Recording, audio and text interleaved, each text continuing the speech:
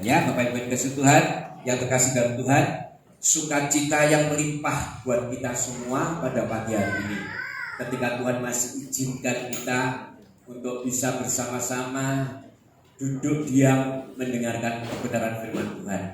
Ya, sungguh satu hal yang luar biasa yang Tuhan sudah beri buat setiap kita ketika kita masih diberi kesempatan oleh Tuhan untuk bisa menikmati pesan-pesan Tuhan. Sebab pesan Tuhan inilah yang menguatkan kita, Bapak Ibu. Pesan Tuhan inilah yang menuntun kita, yang membuat kita ini setiap hari demi hari akan mengalami kemenangan demi kemenangan. Oleh sebab itu, mari kita semua di tempat ini tetap setia, tetap mendengarkan pesan-pesan Tuhan dengan sungguh-sungguh, dan kita akan bersama-sama menikmati berkat Tuhan. Ya, Bapak Ibu yang dikasihi Tuhan, mari kita sama-sama buka Alkitab kita. Saya mau membuka Alkitab kita bersama-sama. Bapak Ibu yang sudah membawa Alkitab bisa buka di dalam Yohanes 8 ayat yang ke-42.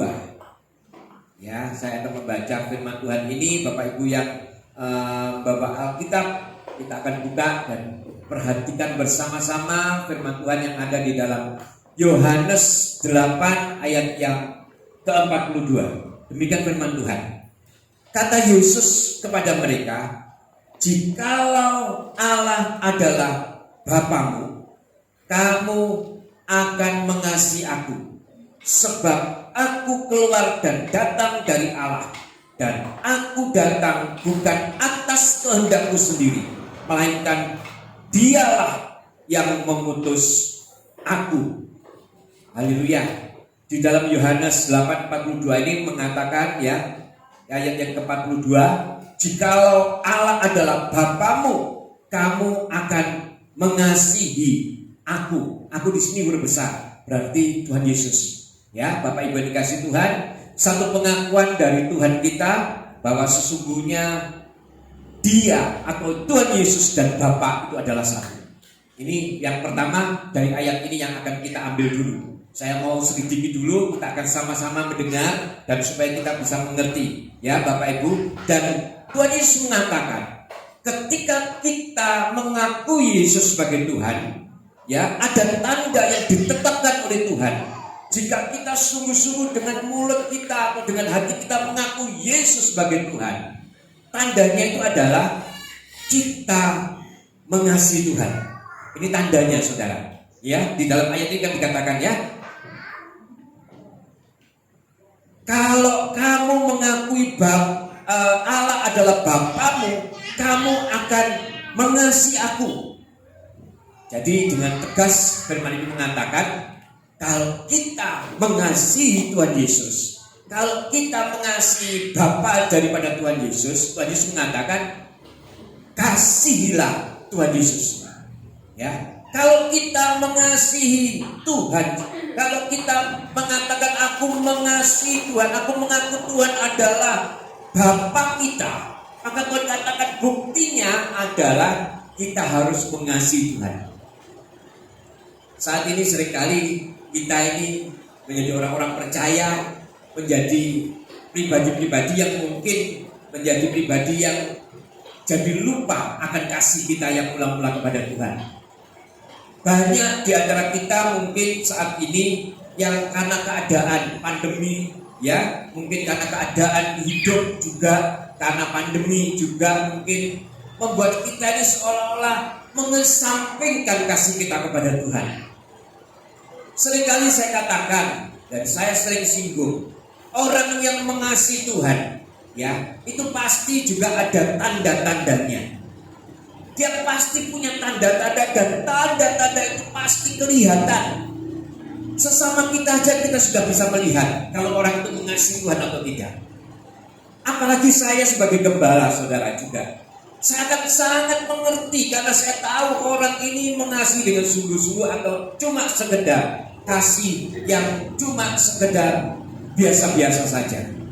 Pagi hari ini saya mau mengatakan kepada Bapak Ibu bahwa memang sesungguhnya mengasihi Tuhan itu, ya, dalam arti kata seringkali dikatakan juga, beberapa saudara kita juga mengatakan bahwa kalau kita mau datang kepada Tuhan, Bukan berarti kita datang ke gereja, kita datang ke rumah Tuhan, ya.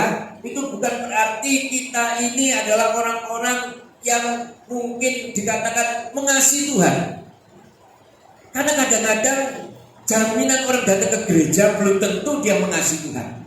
Ya, ada beberapa orang yang datang mungkin karena membuang waktu, ada juga.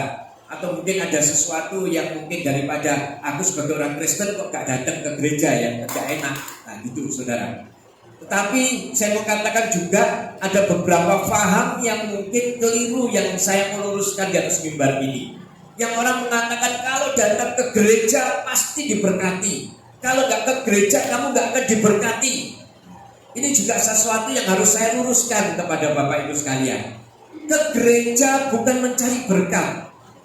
Ya, orang yang mengasihi Tuhan pasti datang ke gereja. Orang yang mencintai Tuhan pasti datang ke gereja. Karena kita bergereja ini bersama-sama beribadah kepada Tuhan. Kita bersama-sama membuktikan cinta kita kepada Tuhan. Tetapi orang yang tidak datang ke gereja bukan berarti orang yang tidak diberkati Tuhan. Jadi ini sesuatu yang harus kita luruskan Bapak Ibu. Ya, tetapi saya mau katakan orang yang mengasihi Tuhan pasti mau datang kepada Tuhan, baik di dalam setiap ibadah, baik di dalam setiap perkumpulan-perkumpulan. Kami percaya mereka punya kerinduan untuk bersatu, untuk menyatukan hati, untuk bersama-sama memuji dan memuliakan nama Tuhan. Itu kerinduan orang-orang yang mengasihi Tuhan. Kerinduan ini saya percaya adalah hal yang harus kita punyai sebagai orang-orang yang benar-benar mengasihi Tuhan. Jadi Bapak Ibu yang dikasihi Tuhan, saya mau bersama-sama kita mengerti ya. Ya, kita coba lihat di dalam Ulangan 10 ayat yang ke-12. Ya, Ulangan 10 ayat 12. Di sini adalah kitab Perjanjian Lama ya. Di dalam Ulangan 10 ayat 12 mengatakan seperti ini.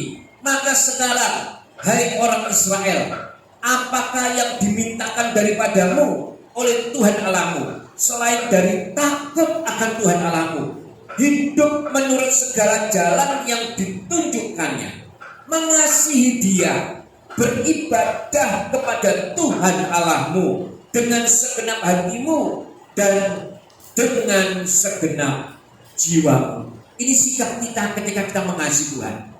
Dan di dalam kitab ini juga ditulis, ya, ketika kita sungguh-sungguh mengasihi Tuhan, beribadahlah kepada Tuhan Allahmu dengan apa, saudara? Dengan segenap hatimu.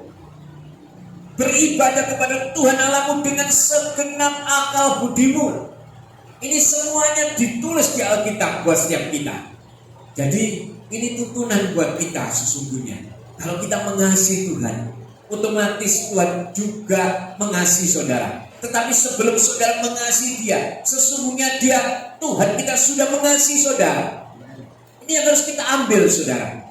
Sebagai orang-orang percaya, alangkah indahnya jika kasih itu saling bergaul, ya.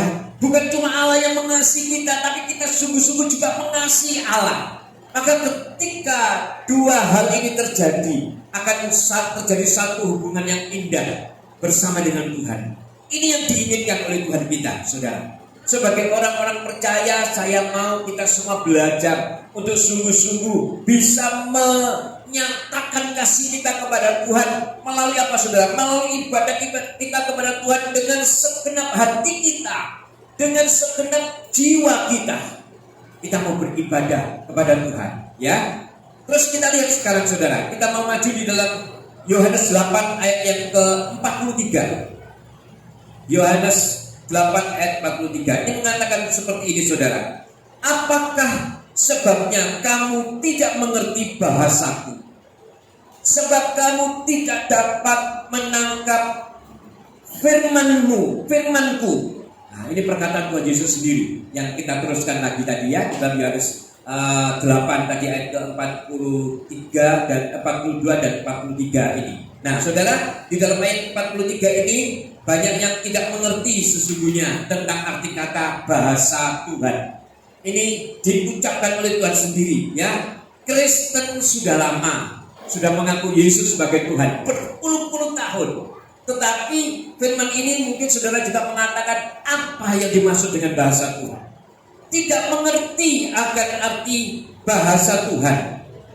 Ya. Tidak mengerti apa yang dimaksud dengan bahasa Tuhan. Orang seperti ini saya katakan adalah orang-orang yang tidak dapat menangkap firman Tuhan dengan sungguh-sungguh. Di dalam ayat ini juga dikatakan bahwa orang yang tidak mengerti bahasa Tuhan sesungguhnya adalah orang yang tidak dapat menangkap firman Tuhan dengan sungguh-sungguh. Ya, saudara kita Pak Tantri mengingatkan, kalau setiap ibadah ada firman, tangkap apa yang bisa ditangkap. Firman Tuhan disampaikan, ditangkap, itu akan menjadikan satu rema buat setiap kita dan menjadikan kekuatan buat setiap kita. Oleh sebab itu Tuhan juga mengatakan bahwa sesungguhnya kita harus mengerti bahasa Tuhan. Bahasa Tuhan itu kita bisa mengerti melalui apa, saudara? Melalui Alkitab. Alkitab itu untuk saudara dan saya. Ya, saudara yang mungkin sudah tidak bawa Alkitab tapi ada di dalam Alkitab elektronik yang saudara punya. Ya, Alkitab ini adalah merupakan tulisan yang diilhamkan oleh Roh Kudus dan merupakan bahasa Tuhan. Nah, seringkali di dalam ayat ini dengan mengatakan Tuhan Yesus juga mengakui ternyata bahasa Tuhan ini atau Alkitab ini ternyata tidak banyak yang dapat menangkapnya. Tidak dapat menangkap firman yang sudah ada di dalam Alkitab. Ini merupakan bukti yang Tuhan juga nyatakan buat setiap kita. Ya, setiap kata-kata yang ditulis sebetulnya di dalam Alkitab ini adalah isi hati Tuhan, saudara. Setiap kata-kata di dalam Alkitab ini yang ditulis ini adalah merupakan isi hati Tuhan. Oleh sebab itu saya mau katakan kita perlu Alkitab. Ya, kita perlu Alkitab. Alkitab inilah yang akan menuntun kita. Ya, kita perlu Alkitab untuk apa, saudara? Untuk kita baca. Makanya seringkali saya katakan setiap pagi saya berusaha untuk memberikan satu ayat kepada saudara. Ayat ini saudara baca supaya saudara bisa tangkap apa yang ada di dalam firman ini. Mungkin tidak sama dengan apa yang di atasnya sebelum ayat ini disampaikan mengenai apa yang Tuhan taruh di dalam hati saya. Tetapi kebenaran firman Tuhan yang ada ya melalui tulisan Alkitab itu saudara tangkap. Nanti saudara akan mendapatkan rema tersendiri dari Tuhan. Alkitab inilah yang menuntun kita, saudara. Kita lihat, saudara, di dalam Yosua 1 ayat 8. Ini merupakan pengakuan juga dari Yosua yang harus kita juga mengerti bahwa sesungguhnya mulai dari zaman dulu, zaman sekarang, bahkan mungkin nanti akan ke depan, kita perlu Alkitab, kita perlu firman Tuhan. Ya, kita lihat di dalam Yosua 1 ayat 8. Janganlah engkau lupa memperkatakan kitab Taurat ini, tetapi renungkanlah itu siang dan malam, supaya engkau bertindak hati-hati sesuai dengan segala yang tertulis di dalamnya. Sebab dengan demikian perjalananmu akan berhasil dan engkau akan beruntung. Banyak yang tidak konsentrasi ketika benar-benar membaca firman Tuhan, melakukan firman Tuhan. Banyak yang tidak konsentrasi ketika menjalankan apa yang Tuhan tulis di dalam Alkitab. Dan inilah awalnya di dalam firman Tuhan dikatakan perjalanan kehidupan mereka tidak bisa beruntung. Oleh sebab itu saya mau katakan kepada saudara, Alkitab itu walaupun ketika saudara baca, ketika saudara mungkin lihat, saudara tidak mengerti, baca saja, renungkan apa yang Tuhan taruh di dalam hati saudara. Ya, sebab firman Tuhan dengan tegas mengatakan kepada setiap kita bahwa ketika kita ini memperkatakan firman Tuhan itu siang dan malam, maka firman Tuhan mengatakan engkau pasti akan bertindak hati-hati. Yang artinya apa, saudara? Orang yang suka baca Alkitab, segala tindakannya, kelakuannya pasti akan hati-hati karena didasari oleh Alkitab. Dan firman ini mengatakan bahwa Janganlah engkau lupa memperkatakan kitab Taurat ini, tetapi renungkanlah itu siang dan malam. Yang artinya kadang firman itu saudara sudah pernah dengar, ya, firman itu saudara sudah pernah baca, tetapi firman Tuhan ini mengatakan, ya, hendaklah engkau merenungkanlah siang dan malam. Yang artinya ketika saudara sudah pernah membaca atau saudara pernah mendengar sekalipun, tetap renungkan. Itu kunci kesuksesan hidup kita, saudara, sebetulnya di dalam perjalanan kita, ya, supaya kita lebih menghargai lagi arti daripada firman Tuhan. Ya, kita tidak bisa hidup tanpa firman Tuhan. Sungguh saudara, keadaan seperti sekarang ini, ketika saudara mengandalkan kekuatan saudara, saya mau katakan saudara akan capek. Saudara akan capek mengandalkan kekuatan pikiran saudara. Saudara akan capek. Kenapa saudara? Ketika saudara mengandalkan kekuatan pikiran saudara sendiri, ya, apa yang menimpa kita, semua yang terjadi atas hidup kita, kita tidak akan kuat, saudara. Dan kita akan menjadi pribadi-pribadi mungkin yang lepas kendali, tidak bisa menguasai diri dengan baik. Kita butuh firman. Tapi ketika firman yang saudara baca, ketika saudara mau lepas kendali, saudara ingat firman itu, maka saya percaya saudara tidak akan melangkah lebih lanjut. Ketika saudara mau melakukan sesuatu, mungkin firman itu diingatkan, oh firman tidak boleh seperti ini, saudara langsung rem. Saudara tidak akan terus melakukan apa yang tidak menyenangkan dan bertentangan dengan firman Tuhan.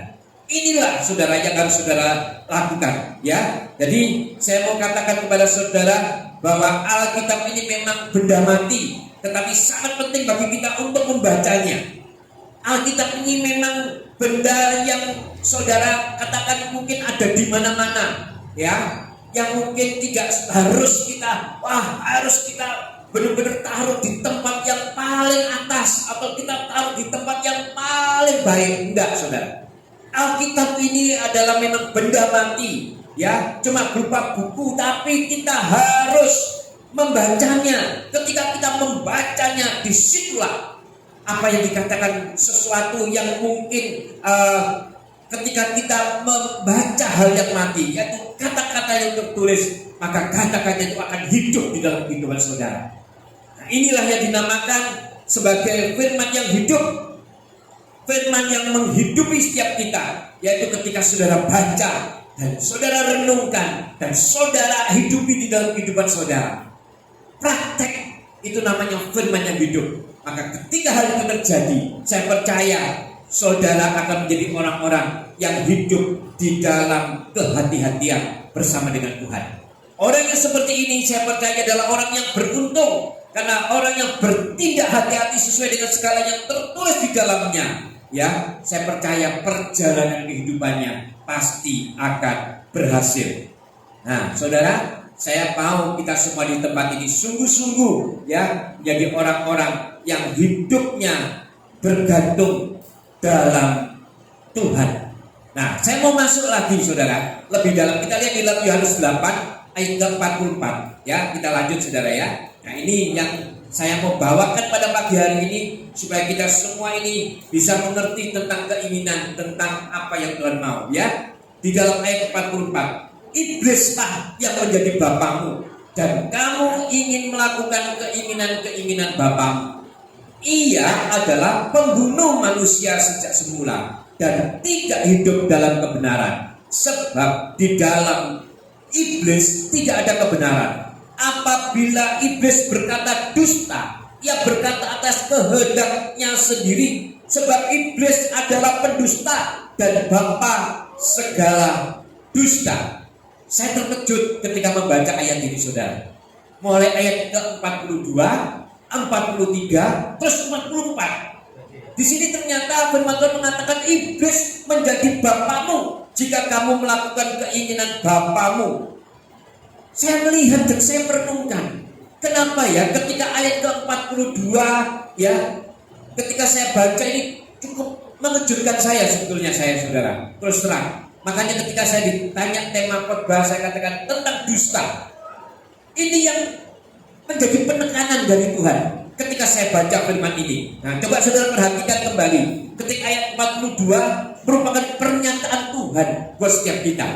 Tuhan menyatakan ya dan memberikan petunjuk kepada kita, kalau kamu mengaku Tuhan sebagai Bapamu, kamu harus buktinya ada, yaitu mengasihi aku. Ya, terus di dalam ayat 43 ini juga berbicara tentang bahasa Tuhan, yang artinya bagaimana kita bisa mengerti. Tetapi kita lihat ayat ke-44, ini langsung mengatakan, berbicara tentang sifat iblis, saudara. Berarti sesungguhnya ayat 42, 43 dan 44 ini adalah ayat yang saling bertautan, saudara, saling bergandengan.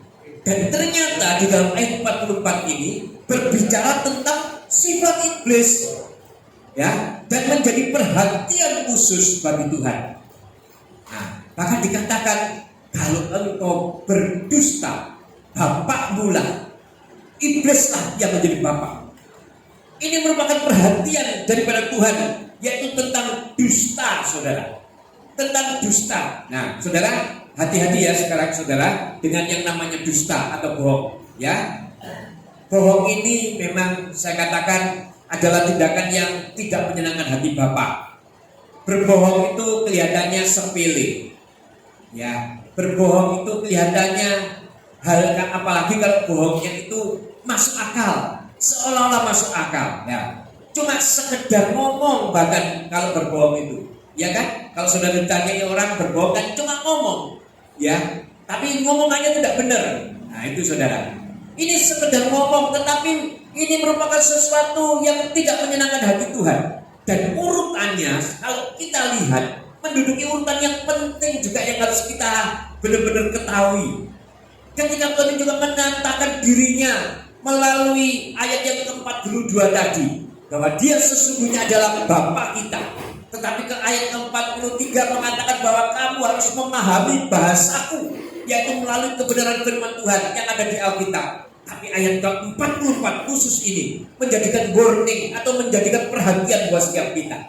Tuhan mengatakan bahwa sesungguhnya dusta itu akan menjadi sesuatu yang tidak menyenangkan hati Tuhan. Ketika kita lakukan ini, Tuhan katakan, bapamu adalah iblis. Kenapa saling berkaitan, saudara? Ini saya terus merenung di dalam firman Tuhan ini. Ya, ini kok aneh ya, Tuhan sudah mengatakan seperti itu, tapi ternyata hal dusta ini menjadi sesuatu yang harus istilahnya digandengkan di dalam ayat ini. Nah, ternyata ketika saya merenung, Tuhan mengatakan bahwa sesungguhnya memang dusta ini atau bohong ini menempati urutan yang pertama di dalam hal yang harus kita perhatikan. Nah, alasannya apa, saudara-saudara? Tuhan bukakan kepada saya bahwa sesungguhnya kita pun sekarang jatuh di dalam dosa juga karena bohong. Kita menerima keturunan daripada kita menjadi keturunan dari Adam dan Hawa juga karena dusta. Ya. Nah, kita lihat saudara sekarang ya, kita lihat di dalam Kejadian 2 ayat ke-17. Ini yang dimau Tuhan sebetulnya. Ya, tapi saudara bisa perhatikan ini nanti ayat ini ya. Kejadian 2 ayat yang ke-17. Demikian firman Tuhan. Tetapi pohon pengetahuan tentang yang baik dan yang jahat janganlah kau makan buahnya, sebab pada hari engkau memakannya pastilah engkau mati. Ini perkataan Tuhan Yesus. Ini perkataan Tuhan Yesus. Ya, dia berikan firman-Nya ini kepada Adam dan Hawa. Tetapi saudara lihat, perhatikan di dalam Kejadian 3 ayat yang keempat. Kejadian 3 ayat keempat. Ini mengatakan seperti ini, saudara. Tetapi ular itu berkata kepada perempuan itu, sekali-kali kamu tidak akan mati. Ini yang pertama, saudara. Saudara lihat ya. Ular itu berbohong kepada Adam dan Hawa, mengatakan sekali-kali kamu tidak akan mati. Dan ayat yang kelima ini, kebohongan ini dibungkus dengan sesuatu yang merapi. Saudara lihat, di dalam ayat 5 mengatakan, tetapi Allah mengetahui bahwa pada waktu kamu memakannya, matamu akan terbuka. Nah, saudara lihat, matamu akan terbuka dan kamu akan menjadi seperti Allah, tahu tentang yang baik dan yang jahat. Saudara bayangkan, ini bohong. Kebohongan yang diberitakan oleh iblis kepada Adam dan Hawa, nenek moyang kita. Kebohongan yang seolah-olah masuk akal. Firman Tuhan sudah jelas mengatakan, ketika kamu memakannya, kamu akan mati. Tetapi iblis melemparkan kebohongannya. Tidak, sekali-kali kamu tidak akan mati. Bahkan kamu akan terbuka matamu. Kamu akan menjadi seperti Allah. Oh saudara, kebohongan ini ternyata luar biasa ya. Kalau dikemas dengan luar biasa, akan menjadi satu senjata yang mematikan saudara. Makanya ternyata Tuhan ini sangat wanti-wanti kepada kita untuk berhati-hati dalam soal dusta. Ya, ngeri saudara kalau kita lihat kebohongan ini. Karena kebohongan ini ternyata bisa menghancurkan segala-galanya. Nah, kalau saudara tanya sekarang sama saya, nah sekarang bohong itu bagaimana Pak? Kalau kita bohong kecil-kecilan kan boleh. Sekedar kita bohong supaya menyenangkan hati orang. Saya mau katakan kepada saudara, sebagai orang-orang percaya, bohong kecil, menengah maupun besar, mari kita hindari. Karena bohong kecil ini juga bohong namanya saudara. Kita tidak boleh berdusta, apalagi kita berdusta dengan sesuatu yang mungkin ya kita anggap ini untuk menutupi supaya tidak terjadi istilahnya itu pertanyaan yang lebih lanjut mungkin. Kita bohong, kita mengatakan bohong. Ini tidak boleh saudara. Ya, jangan sampai ini terjadi buat kita. Saya setelah bertobat, saya berusaha untuk itu saudara. Kalau ditanya orang apa adanya, saya buka apa adanya. Ya. Tetapi kalau ditanya ya enggak ditanya ya kita enggak ngomong. Ya. Tetapi kita ini adalah orang-orang yang memang berusaha. Kalau memang benar ya kita katakan benar. Kalau salah ya kita katakan salah. Yang artinya kita ini jangan berbohong. Apalagi kalau kadang-kadang sesama saudara seiman ditanya enggak ke gereja umpamanya, kemana?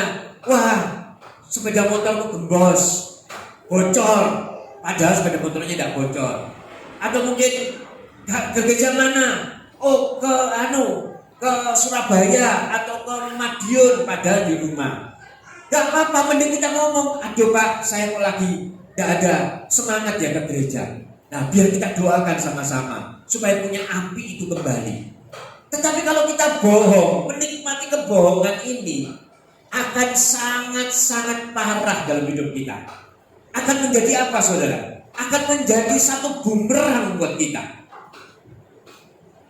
Dusta ini kelihatannya sepele, tetapi dusta ini mematikan saudara. Mematikan. Sungguh, saya mau katakan kepada saudara, makanya dia menempati satu urutan yang diperhatikan oleh Tuhan. Ketika Tuhan menyatakan dirinya dan mengatakan, engkau harus mengerti bahasa Tuhan yang ada di dalam Alkitab. Dan Tuhan mengingatkan kepada kita di dalam Yohanes 8 ayat ke-44. Janganlah engkau berbohong, karena bapa dari segala pembohong adalah iblis. Ya saudara, belajar kita semua di tempat ini. Ketika ditanya, kita ngomong sebenarnya apa adanya. Kita mau menjadi pribadi-pribadi yang apa adanya. Kita memberitakan apa adanya. Kita tidak menjadi pribadi yang bohong, apalagi sampai menjadi tukang bohong. Nah ini hati-hati saudara. Hati-hati saudara. Ketika kita menjadi orang-orang yang suka bohong, maka kita akan menjadi orang yang di firman Tuhan mengatakan bahwa kita ini adalah merupakan anak-anak iblis. Oleh sebab itu pagi hari ini saya percaya, marilah kita semua hidup dengan jujur. Jangan biasakan berbohong. Walaupun kelihatannya bohong cuma kecil-kecilan, kita mau hal itu tidak akan kita lakukan. Ya, kita mau sungguh-sungguh. Nah saudara, kalau katakanlah, kalau dagang gimana Pak saya dagang? Saudara dagang bukan berbohong. Saudara dagang apa adanya. Saudara tidak mengatakan. Lebih baik kita diam. Kalau memang kita ditanya dan kita tidak mau menjawab, lebih baik kita diam. Ya tidak mungkin kalau kita berdagang, umpamanya orang bertanya modalmu berapa, masa kita ngomong, ya kan? Kita mending diam. Nah, seperti itu. Tapi bukan berarti kalau kita modal kita 40, kita ditanya modalmu berapa? Modalku ini loh sudah 45. Masa kamu tawar?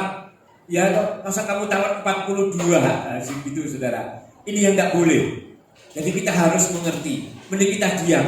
Dan orang kan sudah mengerti kalau di dalam ilmu dagang itu memang ada, bukan taktik tapi itu strategi. Dan strategi itu bukan bohong. Tetapi kalau bohong adalah terang-terangan, kalau kita mengatakan barang ini jelek kita mau bagus, nah itu bohong, itu tidak boleh. Ya, tetapi kita tidak mau ngomong, kita tidak harus mengerti, kita harus sungguh-sungguh memegang apa yang sudah Tuhan perintahkan di dalam hidup kita. Ya, saya percaya saudara, kalau kita semua menjadi orang-orang yang hidup benar-benar hidup lurus di hadapan Tuhan, kita tidak mau menjadi pendusta di dalam segala hal, maka hidup kita akan menjadi hidup yang penuh dengan ketenangan. Ya, hidup yang tenang, saudara. Karena orang yang hidupnya jujur, pasti langkahnya akan beruntung. Ini firman Tuhan mengatakan seperti ini. Jadi saya mau sebagai hamba Tuhan di tempat ini, ya, mari kita sama-sama saudara, sungguh-sungguh meresponi apa yang Tuhan mau di dalam hidup kita. Ketika kita menjadi orang yang benar-benar mengaku Yesus sebagai Bapa kita, maka kita harus mengasihi Tuhan.